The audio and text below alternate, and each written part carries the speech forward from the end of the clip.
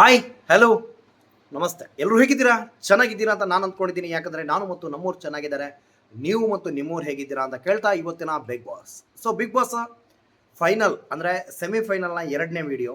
So ಎರಡನೇ video ಮಾಡೋಕ್ಕೆ ಕಾರಣ ಇದೆ. ಯಾರಿಗೆಲ್ಲ ಇದು ಅನಿಸ್ತೋ ಇಲ್ವೋ ಗೊತ್ತಿಲ್ಲ. ಕಿಚ್ಚ ಸುದೀಪ್ ಅವರೊಂದು ವಿ ಟಿ ತೋರಿಸ್ತಾರೆ. ಆ ವಿ ಟಿಯಲ್ಲಿ ಎಷ್ಟೊಂದು ನೆನಪುಗಳು ಇತ್ತೋ ಅದರಲ್ಲಿ ನನಗೊಂದು ಮಿಸ್ ಆಗಿದ್ದು ಒಂದು. ರಂಜಿತ್ ಅವರೊಂದು ಮಾತು ಹೇಳ್ತಾರೆ.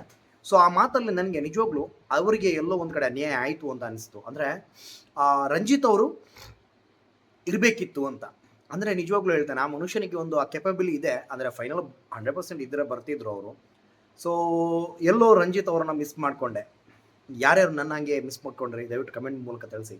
ಸೊ ಇನ್ನು ಹೇಳೋದಾದರೆ ಮನೆ ಮಗಳು ಅಂದರೆ ಬಿಗ್ ಬಾಸ್ ಅವರ ಮಗಳು ಅಂತಲೇ ಅಫಿಷಿಯಲ್ ಆಗಿ ಬಿಗ್ ಬಾಸ್ ಹೇಳಿದರು.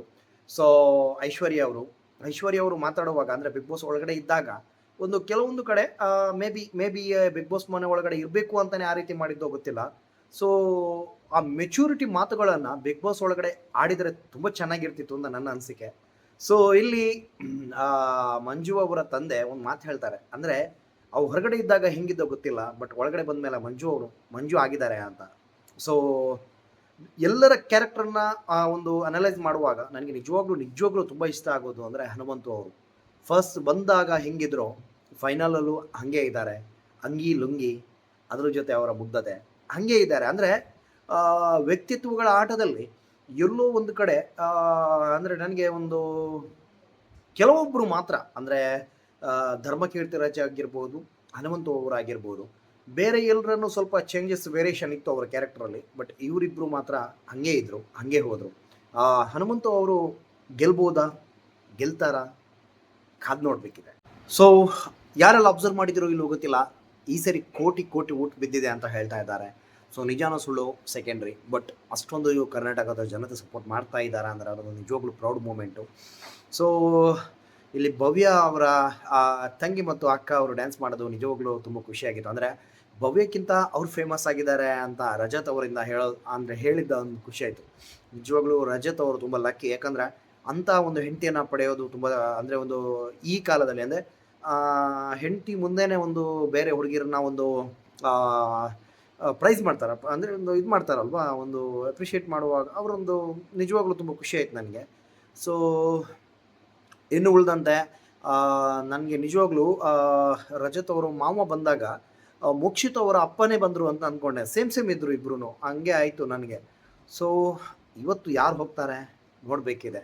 ಸೊ ಎಷ್ಟು ಜನರಿಗೆ ತ್ರಿಮೋಕ್ಷಿ ವಿ ಟಿ ಲೈಕ್ ಆಯಿತು? ಯಾಕಂದರೆ ಕಿಚ್ಚ ಸುದೀಪ್ ಹೇಳೋ ಹಂಗೇನೆ ಇದು ಮನೆ ಒಳಗಡೆ ಒಂದು ರೀತಿ ನಡೀತಾ ಇರುತ್ತೆ, ನಾವು ಹೊರಗಡೆ ಒಂದು ಟ್ರೋಲ್ ಮಾಡೋದು ಬೇರೆ ರೀತಿ ಇರುತ್ತೆ. ಅಂದರೆ ತುಂಬ ಸರಿ ನಾನು ಅಂದ್ಕೊಂಡಿದ್ದೆ ಅಂದರೆ ತ್ರಿವಿಕ್ರಮ್ ಅವ್ರ ಎಕ್ಸ್ಪ್ರೆಷನ್ನು, ಕೆಲವೊಂದು ಸರಿ ಮೋಕ್ಷಿತ್ ಅವರು ಒಂದು ಎಕ್ಸ್ಪ್ರೆಷನ್ ಕೊಡ್ತಾರೆ.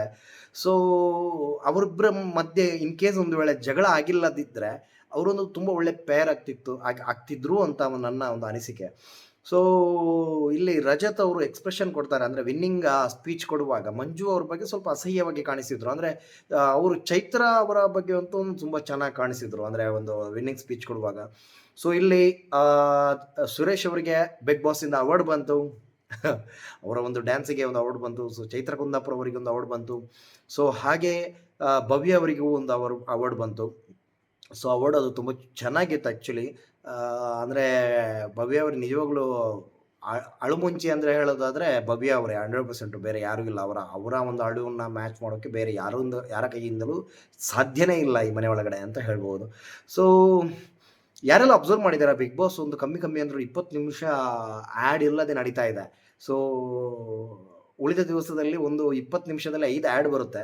ಸೊ ಇವತ್ತು 6 ಗಂಟೆಗೆ ಸ್ಟಾರ್ಟ್ ಆಯಿತು ಅಂತಾನೋ ಏನೋ ಗೊತ್ತಿಲ್ಲ, 20 ನಿಮಿಷ ಕಮ್ಮಿ ಅಂದ್ರೂ ಆ್ಯಡೇ ಬರ್ತಾ ಇಲ್ಲ. ಸೊ ನಿಜವಾಗ್ಲೂ ಈ ರೀತಿ ಒಂದು ಬಿಗ್ ಬಾಸನ್ನು ನೋಡೋಕೆ ತುಂಬ ಇಷ್ಟ ಆಗುತ್ತೆ. ಅಂದರೆ ಆ್ಯಡ್ ಬಂದಾಗ ಕಮ್ಮಿ ಅಂದರೂ ಒಂದು 5 ನಿಮಿಷ ಆ್ಯಡೇ ಇರುತ್ತೆ. ಸೊ ಇರಿಟೇಟ್ ಆಗುತ್ತೆ.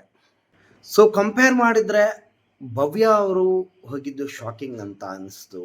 ಟಾಪ್ 5ಯಲ್ಲಿ ಭವ್ಯ ಅವರು ಇರಬೇಕಿತ್ತು. ಕಂಪೇರ್ ಮಾಡಿದರೆ ಮೋಕ್ಷಿತ್ ಅವರನ್ನು ಕಂಪೇರ್ ಮಾಡಿದ್ರೆ ಎಲ್ಲರೂ ಹೇಳ್ತಾ ಇರೋದು ಒಂದೇ, ಇವನ್ ಮಂಜು ಅವರು, ಇವನ್ ಮೋಕ್ಷಿತ್ ಅವ್ರಿಗೆ ಅದೊಂದು ಡೌಟ್ ಇತ್ತು. ಲಾಸ್ಟ್ 2 ವೀಕಿಂದ ಅವ್ರು ಆಡಿದರು. ಬೇರೆ ಟೈಮಲ್ಲಿ ಅವರು ಅಷ್ಟೊಂದು ಚೆನ್ನಾಗಿ ಟಾಸ್ಕ್ ಆಡಿಲ್ಲ ಅನ್ನೋದು 100% ನಾವು ನೋಡಿದ್ದೀವಿ.